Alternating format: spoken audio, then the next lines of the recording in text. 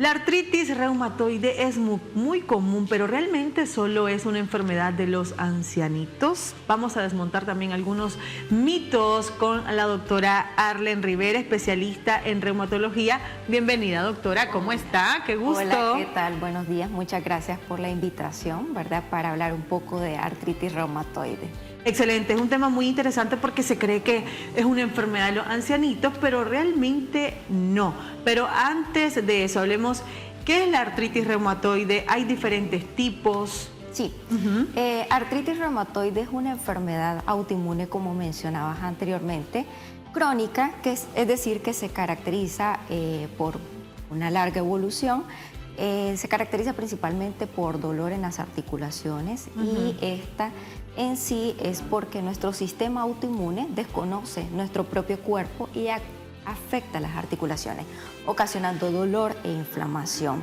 Hay dos grandes grupos de artritis reumatoide: la artritis juvenil, que se presenta en niños, y la artritis reumatoide del adulto.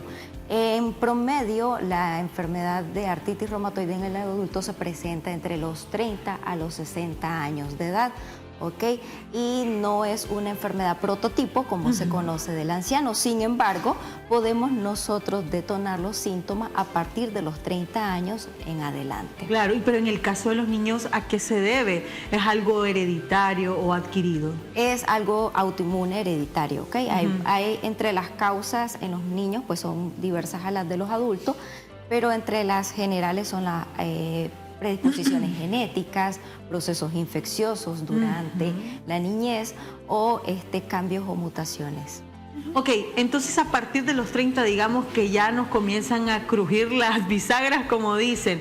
Eso sería como los principales síntomas, digamos, el dolor, al momento de que tal vez te agachas, quedas enllavado. ¿Eso podría ser un indicio? No. No. Es los síntomas más frecuentes de la artritis reumatoide. Aparte del dolor articular, cuando decimos el dolor articular es en las articulaciones pequeñas, en las interfalángicas proximales, las metacarpofalángicas, muñecas, codos, hombros, tobillos, rodillas. Generalmente se presenta de predominio por la mañana. Estos pacientes tienen mucha rigidez matutina, es decir, en la mañana apenas se despiertan, sienten mucho dolor y rigidez. Comúnmente dicen los pacientes: me siento tullida, me siento tullido o me cuesta moverme. Pasa cuando esta rigidez matutina es generalmente mayor de 30 minutos a una hora, ya decimos que es de características inflamatorias. Entonces tenemos un dato clínico que tenemos que tener atención. Aparte del dolor, la rigidez matutina, la evidencia de inflamación articular, vamos a ver nuestros deditos gordos, calientes, rojos, aumentados de volumen, con limitación funcional, es decir, dificultad para poder hacer ciertas actividades cotidianas, como abrir una botella, como abrir la manecilla de una puerta. Entonces esos son síntomas que nosotros tenemos que estar vigilando constantemente. Ahora, ¿el cambio brusco de clima también a estas personas las afecta?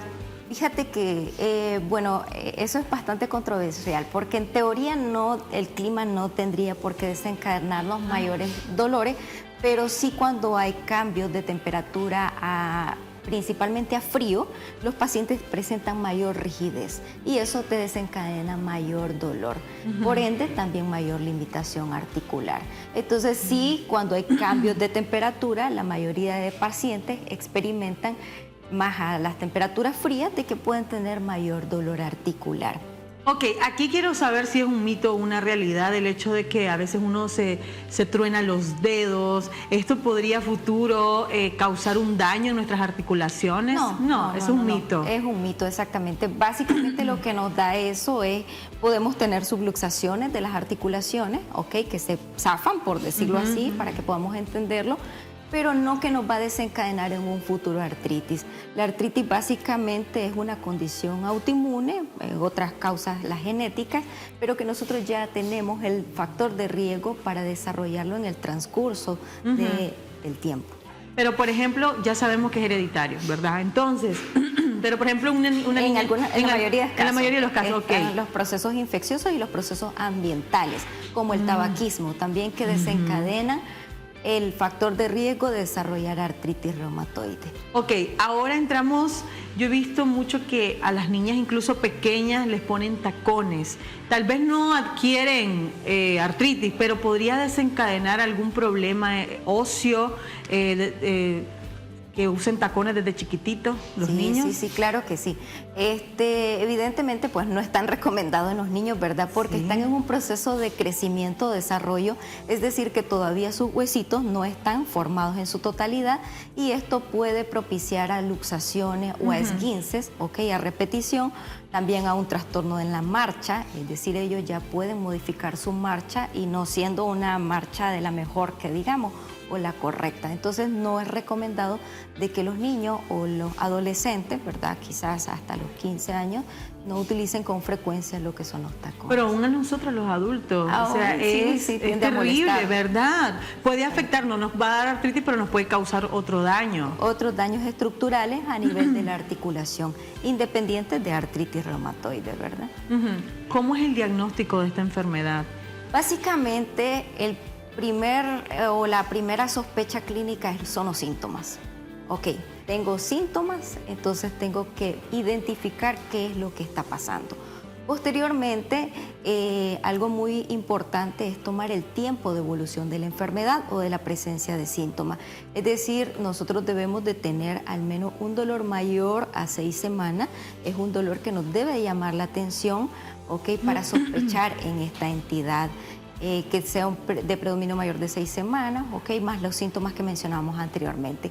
Entre los estudios de laboratorio acá, esto sí quiero hacer mucho hincapié porque luego nos vamos a hacer estudios y sale el factor reumatoide positivo, pero no tengo síntomas. Es un estudio muy inespecífico. Se puede alterar por muchas enfermedades, no solamente por artritis.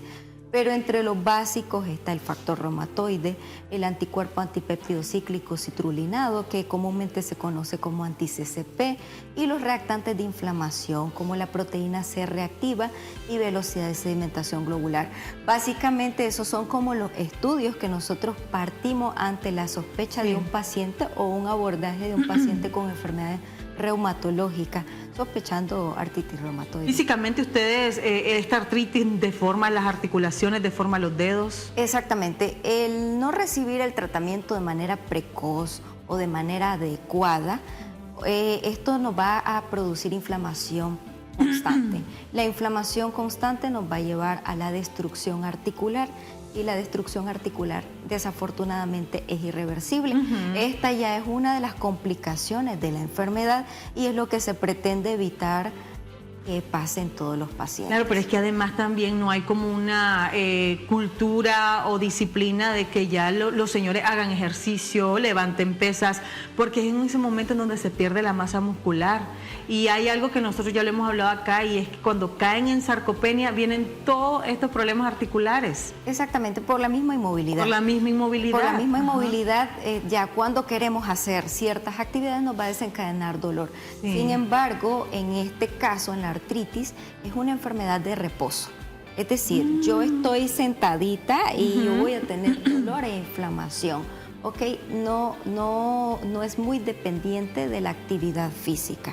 Imagínate. Sí, todos los pacientes con enfermedades reumatológicas deben de hacer actividad para evitar la limitación articular y por ende mayor dolor. ¿Y qué tipos de ejercicios son recomendables para estos pacientes? Acá son los ejercicios aeróbicos, que son los que soportan nuestro propio peso, ejercicios de estiramiento, de flexiones, de rotación. Incluso si el paciente no tiene dolor o inflamación articular, puede hacer un poquito de pesa, no más de 2 kilos.